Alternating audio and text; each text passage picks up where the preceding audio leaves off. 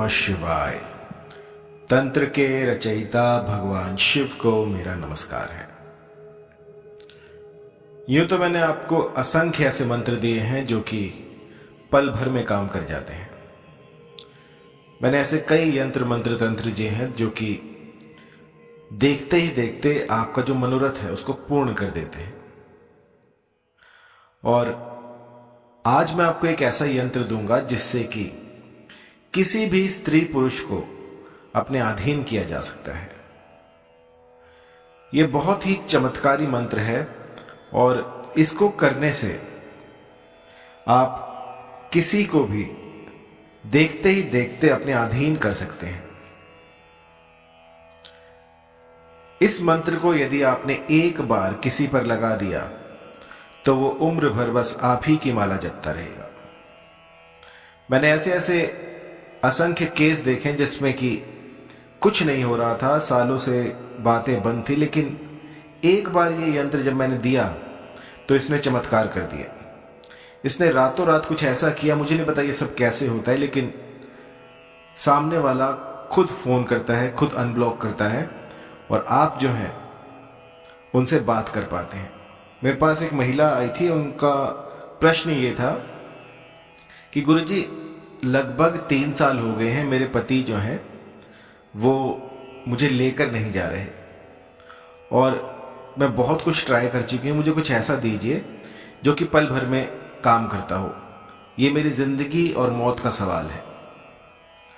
तो मेरे पास जो मोस्टली केस आते हैं वो ऐसे ही होते हैं, सब दुख दर्द से भरे होते हैं। किसी का केस तो ऐसा भी होता है कि उसके पास और कोई चारा नहीं होता, या तो आर या फिर पार, आगे कुआं है और पीछे खाई है।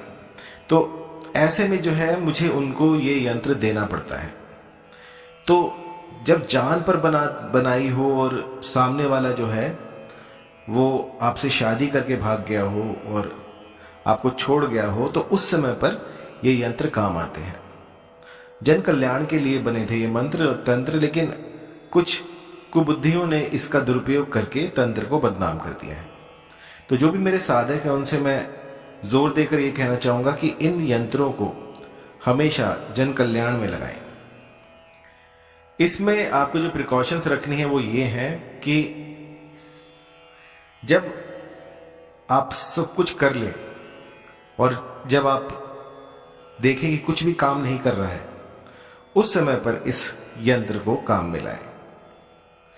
क्योंकि जहां पर सुई काम करती है वहां पर तलवार नहीं निकाली जाती। तो ये समझिए कि ये जो है ये यंत्र राज है। ये तब काम में लाया जाता है जब सब कुछ विफल हो जाए, जब कुछ ना लग रहा हो और आपको लग रहा हो कि जग जो है वो सूना हो गया है, और उस समय पर इस यंत्र को निकाला जाता है। यंत्र राज को किसी भी भोजपत्र पर आप बना सकते हैं। ताड़पत्र पर बना लीजिए, भोजपत्र पर बना लीजिए, और इसके बाद जो है इसकी भली प्रकार से प्राण प्रतिष्ठा कीजिएगा। प्राण प्रतिष्ठा करने के बाद आपको इस यंत्र को शराब में डुबा देना है। यंत्र के बीच में जो है मंत्र है, उस मंत्र में जहां पर नाम आया है उस नाम के व्यक्ति को आप आकर्षित कर रहे हैं। तो हमेशा जहां पर नाम लिखा हुआ है वहां पर आपको उस साध्य व्यक्ति का नाम लिखना है और उसके बाद जो है इसकी प्रतिष्ठा करनी है। तो इसे कौन कर सकता है कौन नहीं कर सकता, तो इसमें ऐसी कोई मनाही नहीं है कि इसको एक पर्टिकुलर एज वाले ही कर सकते हैं या फिर कोई स्त्री कर सकती है, पुरुष कर सकता है। इसे हर कोई यूज कर सकता है। जिसको भी दिक्कत आ रही हो और वो चाहता है कि किसी को आकर्षित करना, तो वो इसको कर सकता है। इस साधना का जो दिन है वो रहेगा बुधवार। बुध काम शुद्ध, बुधवार को किया गया ये यंत्र का काम शुद्ध हो जाता है, सिद्ध हो जाता है। और इसकी टाइमिंग रहेगी, अगर आप ब्रह्म मुहूर्त में कर पाए तो बहुत बढ़िया है, अन्यथा 6 से 8 बजे के बीच में इसको बना सकते हैं। बनाते वक्त जो आसन होगा वो मृग चर्म का होगा, क्योंकि आकर्षण में मृग चर्म जो है वो सर्वश्रेष्ठ बताई गई है। लेकिन आजकल के आधुनिक युग में वो पाना बहुत मुश्किल है, तो आप उसकी जगह पर ऊनी कंबल ले सकते हैं। ये ध्यान रखें कि आपकी साधना में कोई भी चीज काली ना हो। और मैं आपको जोर देकर ये कहना चाह रहा हूं कि जब ये यंत्र निर्माण करें तो आप एकांत में हो। एकांत में ही शक्तियां जो है वो उजागर होती हैं। मेरा मूल मंत्र ये समझ लीजिए कि जब भी कोई ऐसी साधना करे तो दुनियादारी से दूर होकर करें।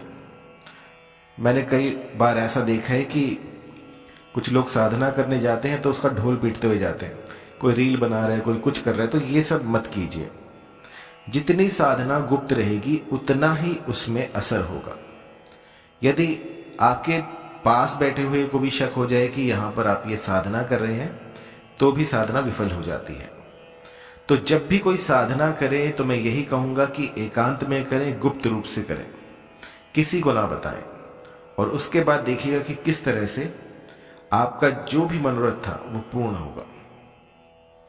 तो आप यंत्र देख लीजिए। आपको ये यंत्र बनाना है लाल रंग की शाही से, और ये जो शाही होगी ये अनार की आप ले सकते हैं।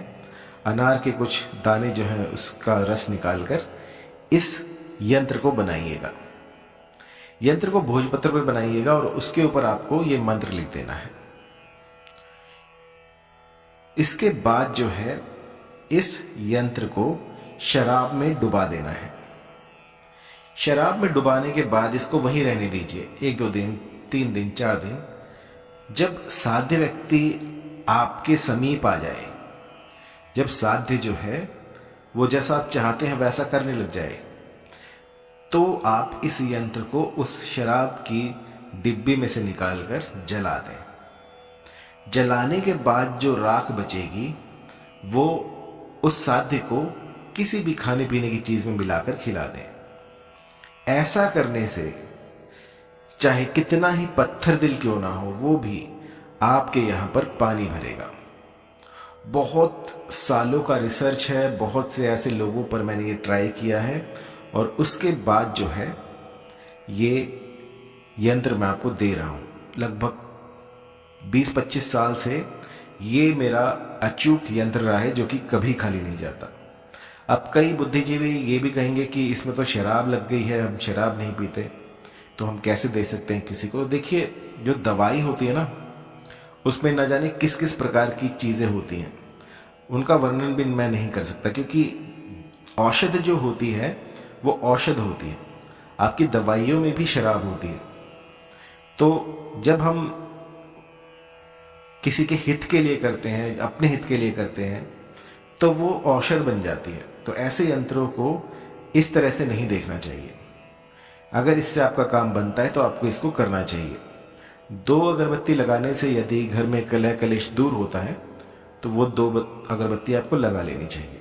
उसमें ये मत देखिएगा कि ये बांस की बनी हुई है या इसमें छोटी है, बड़ी है, ये त्रुटि है, या किसी गैर धर्म ने इसको बनाया है, तो वो सब मत देखिएगा। शांति से आप इस प्रयोग को करें और फिर असर देखें।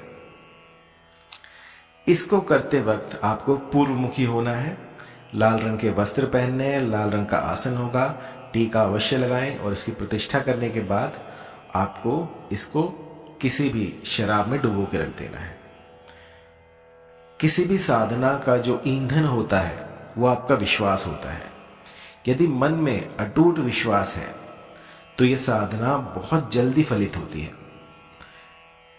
अंदर से आवाज आ रही है, क्यों कर रही हूं मैं, क्यों कर रहा हूं मैं, क्या होगा, इससे क्या हो पाएगा, क्योंकि पहले तो कुछ हुआ नहीं, तो ये चीजें जो हैं आपकी साधना को विफल कर देंगी।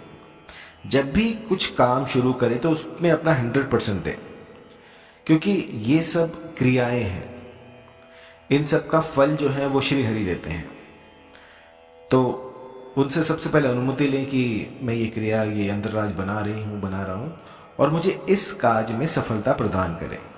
तो यकीन मानिए आपका जो घर परिवार है वो बच जाएगा, और आप जो भी मनोरथ लेकर आए थे वो आपका पूर्ण हो जाएगा। इसके बाद भी यदि कहीं पर कोई त्रुटि हुई हो, यंत्र समझ में ना आ रहा हो, या फिर मंत्र में कोई दिक्कत हो, कुछ पूछना हो आपको, तो आप मुझे व्हाट्सएप कर सकते